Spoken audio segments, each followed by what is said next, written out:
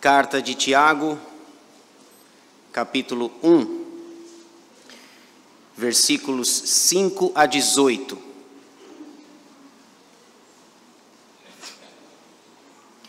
Tiago, capítulo 1, versículos 5 a 18.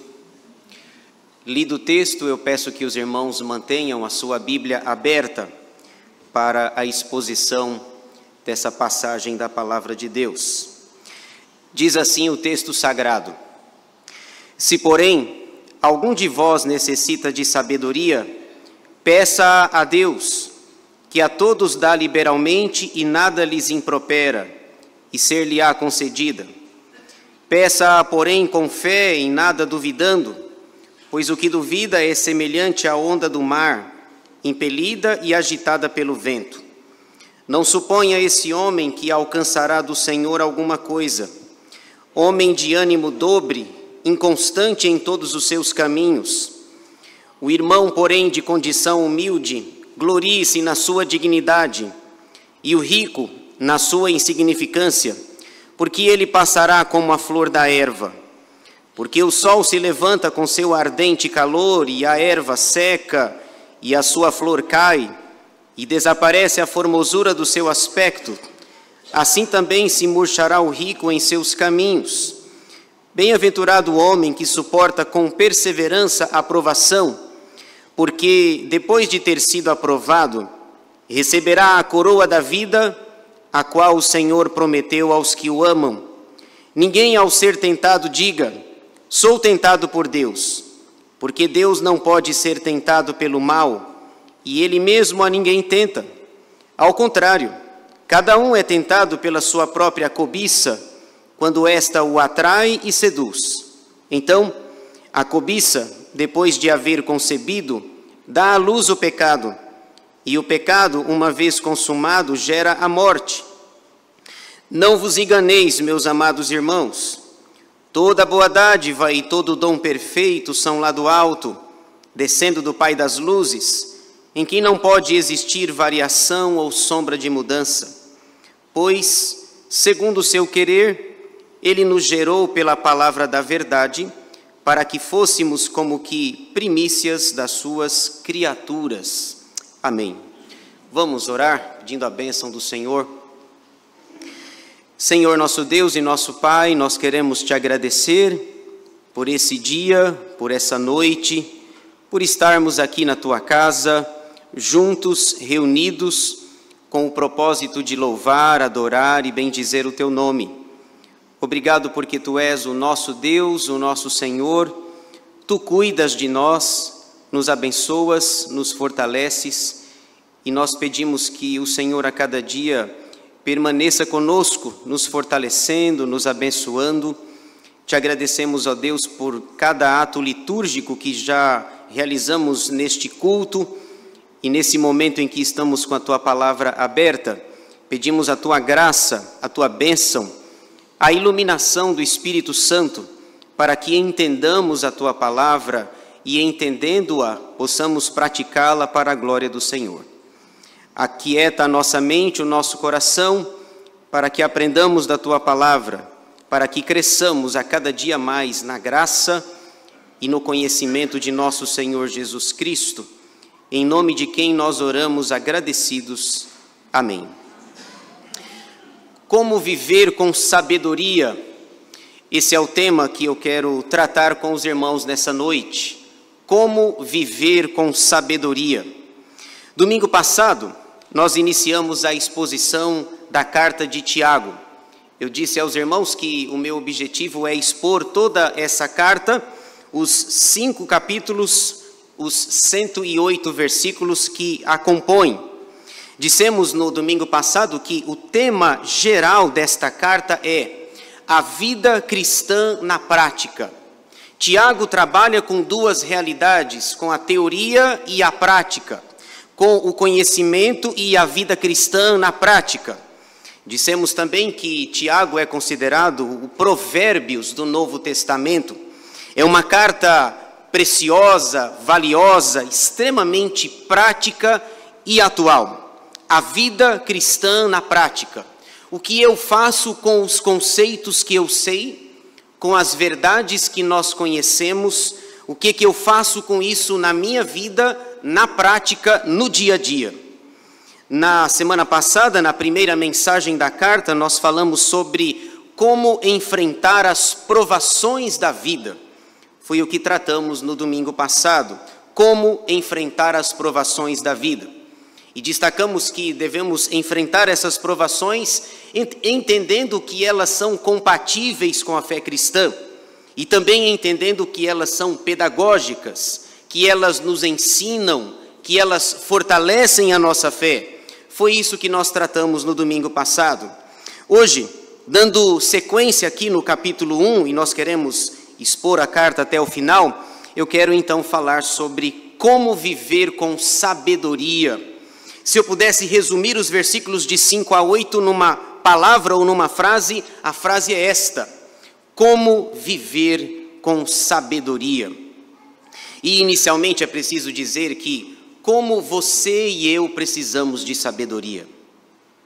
Sabedoria para viver no mundo mau, caído, afastado pelo pecado. Sabedoria para saber qual é a vontade de Deus, como viver e agradá-lo no mundo caído, no mundo que, segundo as Escrituras, jaz no maligno.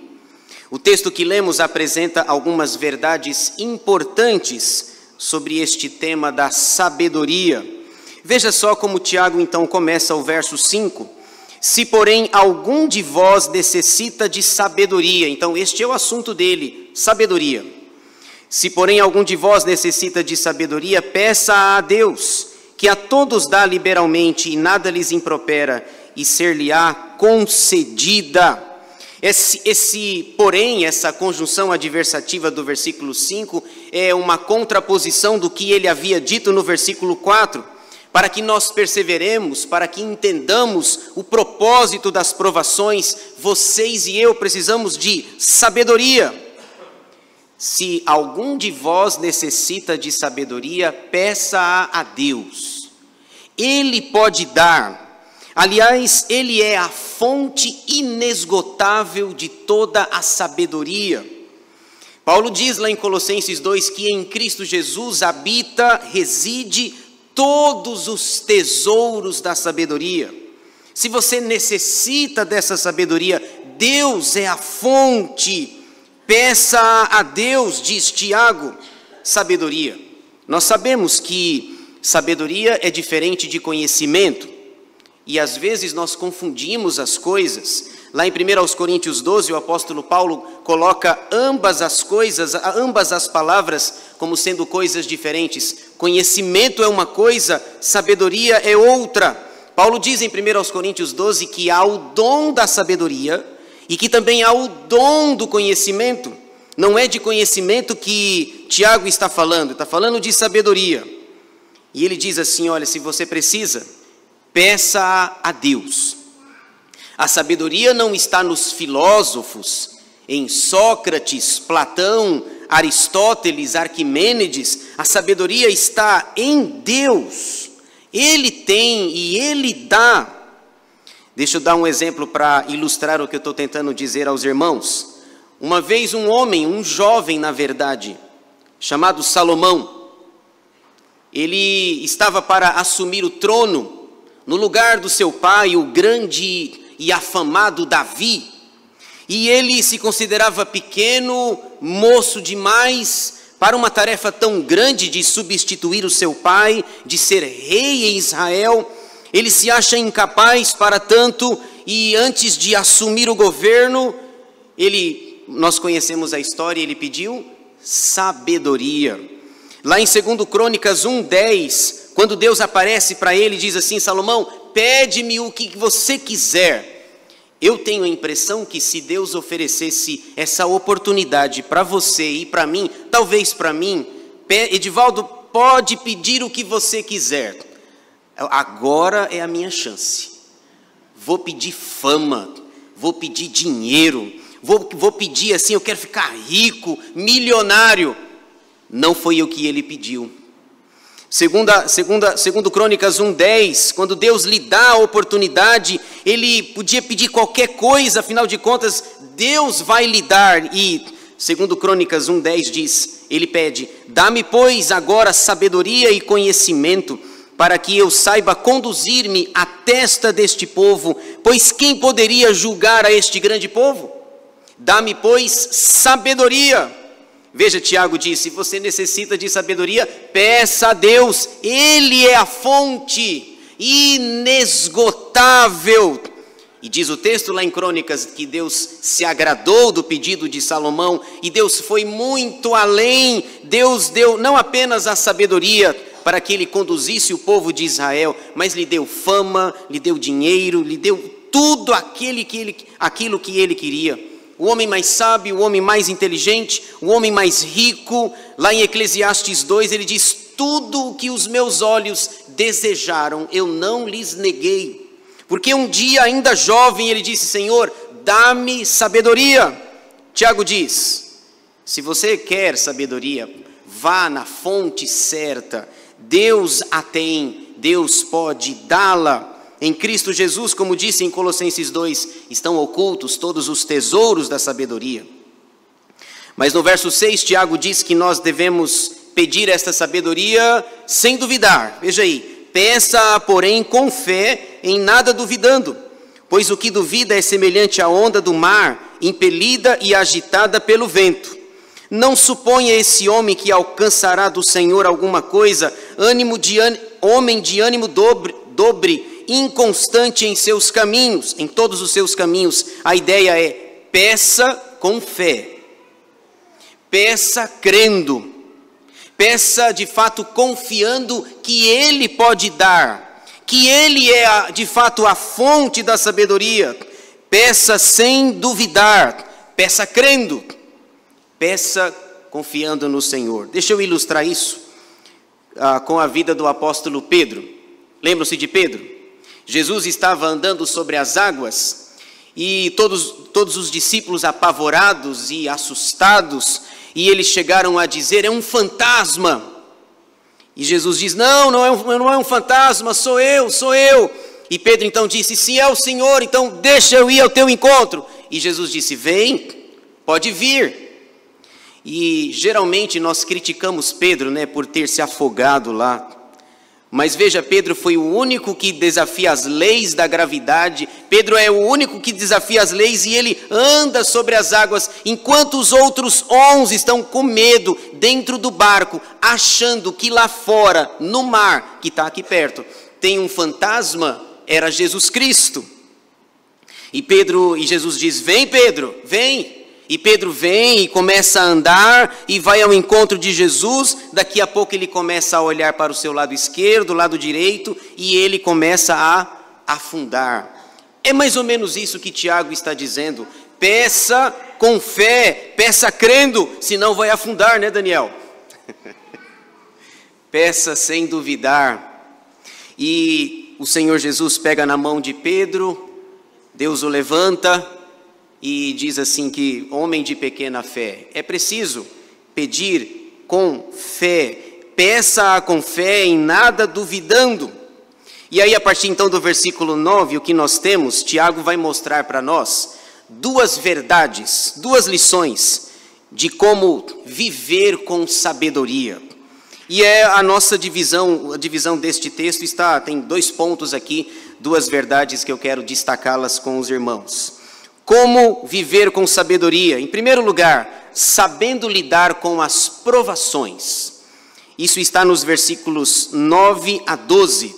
Sabendo lidar com as provações. Versículo 9 diz: o irmão, porém, de condição humilde, glorie-se na sua dignidade, e o rico na sua insignificância, porque ele passará como a flor da erva, porque o sol se levanta com seu ardente calor, e a erva seca e a sua flor cai, e desaparece a formosura do seu aspecto. Assim também se murchará o rico em seus caminhos. Bem-aventurado o homem que suporta com perseverança a provação, porque depois de ter sido aprovado, receberá a coroa da vida, a qual o Senhor prometeu aos que o amam. Então, observem, nos versículos 9 a 12, a ênfase de Tiago é: para viver com sabedoria é preciso saber lidar com as provações. E nós já falamos nisso na primeira mensagem, e ele insiste nesse assunto, falando sobre provações, porque elas são reais. Elas existem, elas mais cedo ou mais tarde batem na porta da minha casa, da sua casa, elas nos alcançam. Tiago está falando o tempo todo: olha, se você deseja viver com sabedoria, saiba lidar com as provações. Nós não vivemos numa estufa, nós não vivemos num jardim engrinaldado de flores. Todos nós estamos sujeitos às provações, às tempestades da vida. Elas vêm, elas surgem para o piedoso, para o ímpio, para todas as pessoas, indistintamente. Tiago dá 2 exemplos aqui, e ele fala que provação, todo mundo é provado. Ele diz: o rico é provado, e o pobre também. Agora, é preciso que cada um saiba lidar com a provação. E ele fala sobre o pobre, por exemplo, lá no versículo 9. O irmão pobre de condição humilde glorie-se na sua dignidade. A ideia é que o pobre, quando passa pela provação, ele deve se gloriar pelo que ele tem permanente no céu. Ele é pobre, ele é humilde, mas ele é digno. A sua dignidade não é pelas coisas que ele tem aqui na terra, mas é pelos tesouros que ele tem lá no céu. O pobre, o humilde, deve gloriar-se nas riquezas celestiais que ele tem. Lembra-se, por exemplo, de Lucas 16, a parábola do rico e do Lázaro? Lembra disso? Que o rico vive, diz o texto que ele vivia regaladamente, que a vida era uma grande festa para ele. E o pobre não tinha absolutamente nada, e ele desejava se alimentar das migalhas que caíam lá da mesa do seu senhor. E então o rico e o pobre, ambos morreram. E aí, quando ambos morreram, o pobre estava no lugar bom.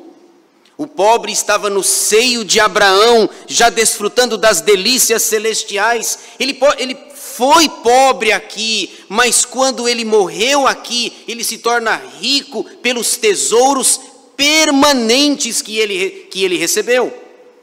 O humilde, o pobre, deve se gloriar na sua dignidade. Agora o rico que fica pensando que é alguém que pode se gloriar da sua riqueza, do seu dinheiro, Tiago diz assim: ele não pode se gloriar de coisas que ele tem aqui na terra, porque isso vai passar. Tendo muito ou pouco, isso vai passar. Veja só, por exemplo, o Senhor Jesus diz lá em Mateus 16, falando sobre riqueza, Mateus 16, 26 diz: pois que aproveitará o homem se ganhar o mundo inteiro e perder a sua alma? Ou o que dará o homem em troca da sua alma? Percebe? Toda vez que fala de riqueza, homem rico, na minha cabeça já vem o homem mais rico atualmente, Elon Musk.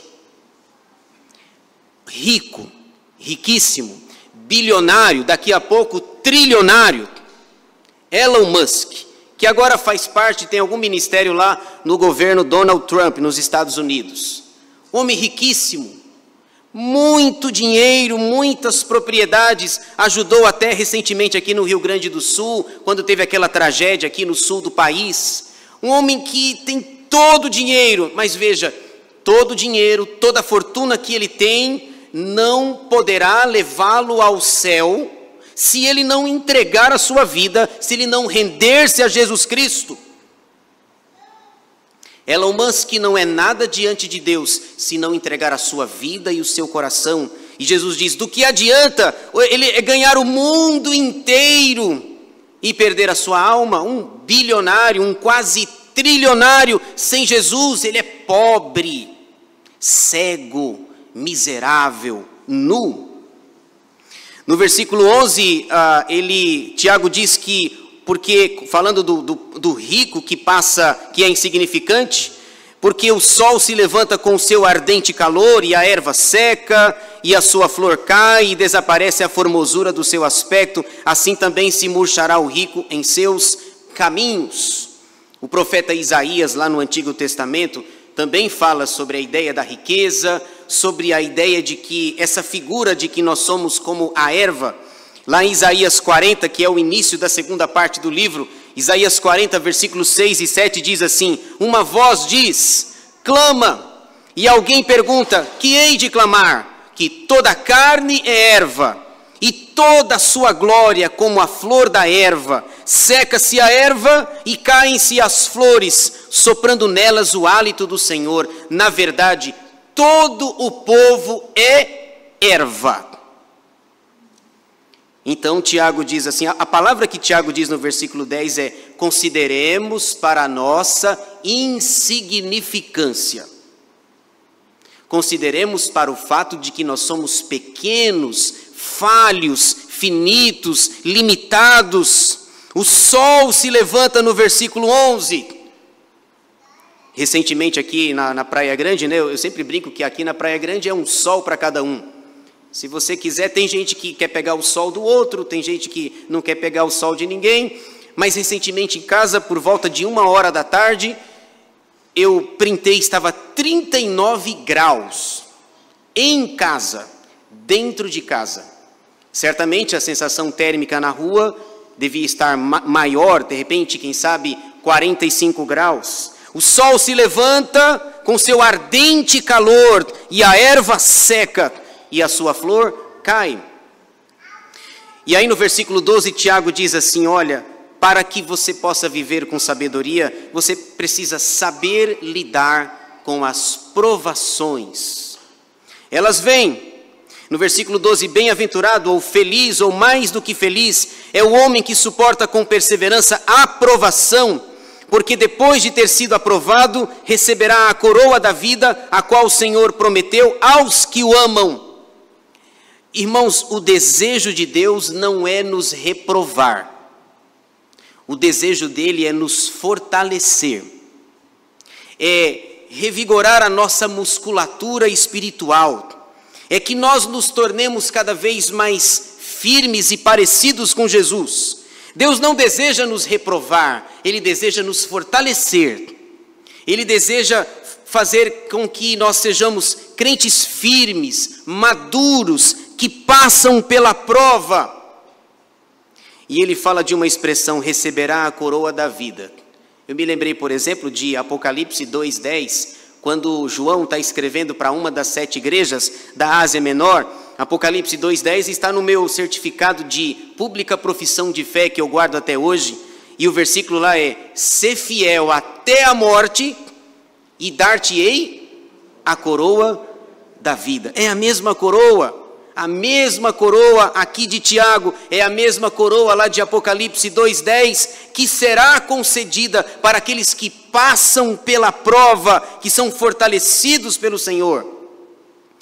Você quer viver com sabedoria, é preciso saber lidar com as provações. Às vezes uma provação que você passou, quando você passou por ela, às vezes você pode abençoar alguém que está vivendo a mesma situação e você pode dizer, eu passei por isso, eu vivi isso, eu experimentei isso na pele. Você pode se fortalecer, você pode vencer. É preciso saber lidar com as provações, pois elas são mandadas por Deus para nos amadurecer. E o objetivo é para que nós recebamos a coroa da vida, a qual o Senhor prometeu aos que o amam. Todos aqueles que amam a Jesus, um dia há de receber uma coroa, para aqueles que perseveraram e caminharam nos caminhos do nosso Deus. Segunda verdade, das duas, como viver com sabedoria. Agora Tiago vai dizer que sabendo lidar com as provações e agora sabendo lidar com as tentações. Tiago vai falar aí nos versículos 13 a 18, se eu pudesse resumir numa palavra, a palavra é tentação. Tiago vai falar agora sobre tentação. E aqui é preciso nós fazermos uma pergunta. Qual é a diferença entre provação e tentação? Lembram-se da minha filosofia de vida? De vez em quando ela vem à tona aqui, ou no púlpito, ou numa conversa informal, lembra disso? Uma coisa é uma coisa, e outra coisa é outra coisa. E, em breve terá uma figurinha minha com essa frase aí, já consagrada, com direitos autorais e tudo. Veja, é preciso nós fazermos essa diferença. Qual é a diferença entre, porque eu falei agora há pouco sobre provação, e agora eu vou falar sobre tentação. Qual é a diferença entre as duas coisas? Veja, olha só, a provação tem procedência divina, já a tentação tem procedência maligna ou humana. Essa é a diferença. Na provação, Deus pode mandar a provação, mas a tentação não. A provação tem procedência divina, a tentação tem procedência maligna ou humana. E é preciso, deixa eu abrir um parênteses aqui, é preciso dizer que nem tudo na nossa vida é o diabo. Porque tem a teologia acusatória dizendo que quando as coisas vão mal, quando eu erro, na verdade foi o diabo ou foi influência maligna, eu errei, mas não foi eu, foi o diabo. Não, isso é síndrome do Éden. Lá no Éden assim, não, eu errei, mas foi a mulher que tu me deste. Aí vai falar com a mulher, não, foi a serpente. Percebe que nunca sou eu? Nunca a culpa é minha, eu não assumo a responsabilidade das coisas que eu faço. Existe até uma anedota sobre isso em relação ao diabo, diz uma história com E, que uma vez as pessoas estavam chegando na igreja para o culto, diz que o diabo estava sentado lá fora, chorando. E aí um entrava, outro passava, e um corajoso lá foi falar com o diabo. Foi lá e falou assim, escuta, por que você está chorando? Por que você está aí sentado chorando? Aí disse que o diabo respondeu, é porque tudo que eles fazem lá dentro, eles colocam a culpa em mim. Percebe? Isso é transferência de responsabilidade. Não é que tudo que eu faço de errado é o diabo. Eu tenho a minha parcela de contribuição. Eu errei, eu falhei. Então, Tiago diz assim, bom, tendo falado sobre provação, é preciso falar agora sobre tentação. E veja, na provação, o propósito de Deus é o nosso crescimento. Na tentação, o propósito do diabo é a nossa queda. Ele quer ver a gente no buraco, caído, prostrado, longe de Deus. Veja aí, versículos 13 a 18, nós podemos resumir na palavra tentação. Versículo 13, ninguém ao ser tentado diga, sou tentado por Deus. É Deus quem está mandando essa tentação, porque Deus não pode ser tentado pelo mal, e Ele mesmo a ninguém tenta. Ao contrário, cada um é tentado pela sua própria cobiça, quando esta o atrai e seduz. Deus não tenta ninguém, Ele prova-nos para nos fortalecer, para amadurecer a nossa vida, a nossa fé, mas a tentação é de responsabilidade minha ou de eu estar dando ouvidos a quem não deveria estar, o diabo, o maligno, o sedutor, o príncipe da potestade do ar, como Paulo diz em Efésios. Somos tentados pela nossa própria cobiça.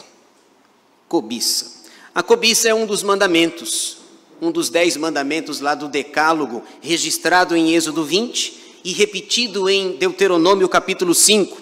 A cobiça é velha, a cobiça é antiga, a cobiça se manifesta claramente já no 3º capítulo da Bíblia, em Gênesis 3. Gênesis 3,6, o episódio da queda, veja só, Gênesis 3,6 diz, vendo a mulher que a árvore era boa para se comer, agradável aos olhos e árvore desejável para dar entendimento, tomou-lhe do fruto e comeu, e deu também ao marido e ele comeu. A mulher olha para a árvore, vê que a árvore é boa, agradável, desejável aos olhos, boa para dar entendimento, come, dá ao marido. Então, a cobiça está ali diante de seus olhos. Daqui a pouco, quando ela menos percebe, já errou, já pecou, já comeu o fruto proibido, já envolveu o seu marido Adão também, a tragédia está estabelecida. Versículo 15, Tiago diz: então a cobiça, depois de haver concebido, dá à luz o pecado, e o pecado, uma vez consumado, gera a morte. Pecado que gera a morte. Vocês se lembram de alguma coisa? Paulo diz em Romanos 6, 23, porque o salário do pecado é a morte, mas o dom gratuito de Deus é a vida eterna em Cristo Jesus, nosso Senhor. A cobiça dá, é mais ou menos assim, eu tentei construir uma frase aqui. A cobiça dá à luz a um bebê, e esse bebê se chama pecado. E esse pecado vai crescer e vai gerar a morte, se não for o sangue de Jesus, a expiação dele por você e por mim. A cobiça dá à luz a um bebê chamado pecado, que gera a morte. Cobiça. A cobiça é um problema. Lembram-se, por exemplo, lá em 2 Samuel, capítulo 11, depois capítulo 12, diz o texto que na época em que os reis deveriam ir para a guerra, Davi não foi para a guerra. E diz o texto que Davi estava dormindo no seu palácio à tarde. Bom, nada contra dormir à tarde. Você pode dormir à tarde, pode tirar um cochilo, depois do almoço pode tirar um cochilo, uma pestana, nada contra isso. O problema é que Davi estava no lugar errado e na hora errada. Ele deveria estar na guerra, na época em que os reis costumavam ir para a guerra. Davi ficou em casa dormindo, e aí quando ele acorda à tarde no palácio, ele vê uma mulher tomando banho. A mulher é bonita, a mulher é formosa, mas a mulher é casada.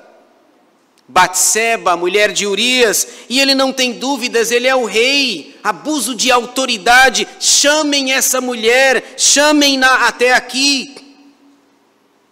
E ele possui Batseba, Batseba fica grávida. Depois ele, agora como é que eu resolvo esse negócio aí? E ele diz assim, manda um aviso para o Joabe, comandante do exército, manda chamar Urias, que eu quero conversar com ele. Ô Urias,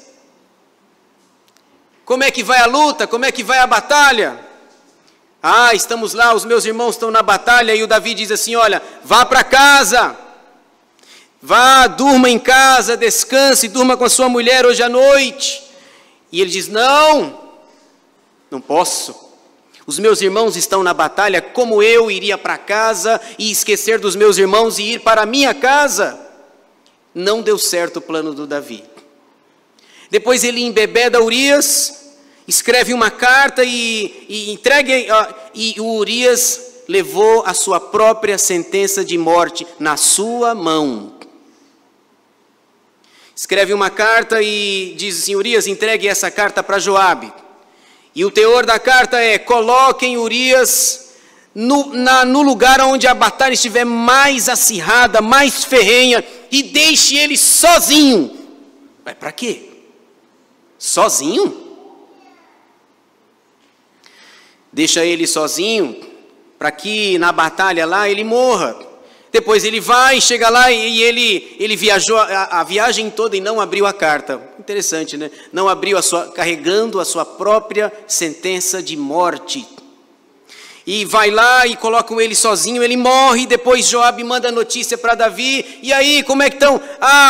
O Urias morreu. Aí o Davi diz, acontece. É assim mesmo. Na guerra é assim, uns morrem e outros matam. É normal, está na guerra, se está na chuva, vai se molhar.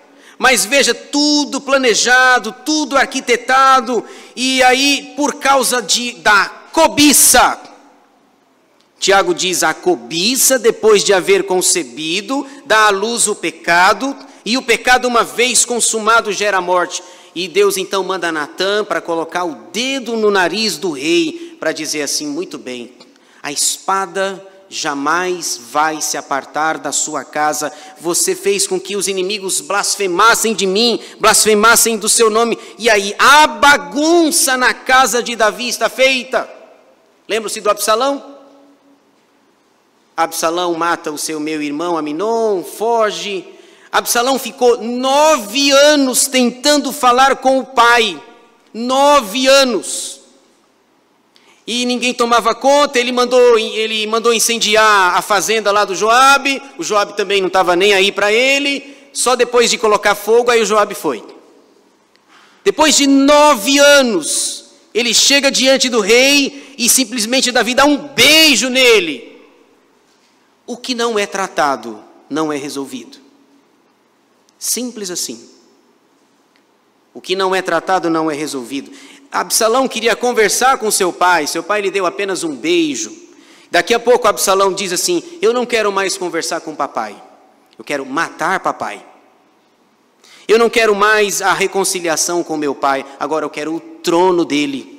E diz o texto que Davi sai descalço pelas montanhas e alguém apedrejando, jogando pedra neles, amaldiçoando Davi. Tudo uma desgraça na família dele por causa da cobiça. A espada jamais vai se afastar da sua casa, Davi, por causa de tragam aquela mulher para mim. Não, Davi, você é o rei, mas ela tem marido, ela é casada, não é assim não. Como viver com sabedoria?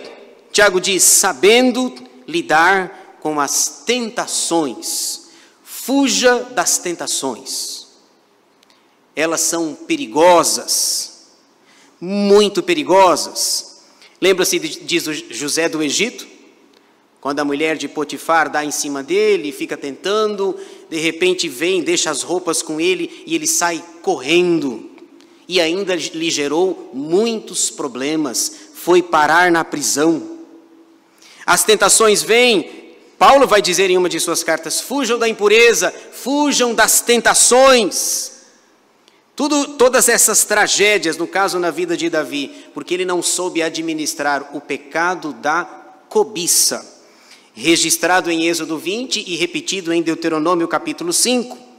Para fechar, versículos 16 a 18, Tiago diz que todas as coisas boas da nossa vida provêm de Deus. Veja aí, e com a leitura nós encerramos. Versos 16 a 18.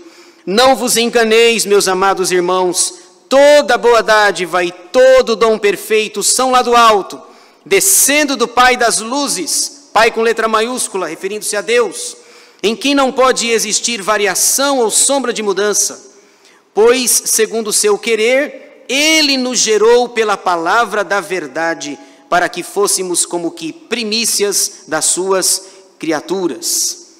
Toda boa dádiva, todo dom perfeito, todas as coisas boas que vocês e eu recebemos, vêm de Deus. Suas mãos bondosas, dadivosas, nos concederam para que vivamos para a glória de Deus. Sabedoria. Como viver com sabedoria? Sabendo lidar com as provações, Tiago diz, sabendo lidar com as tentações. A minha palavra é para que você e eu vivamos neste mundo com sabedoria, para a honra, o louvor e a glória do nosso Deus. Que Ele nos abençoe.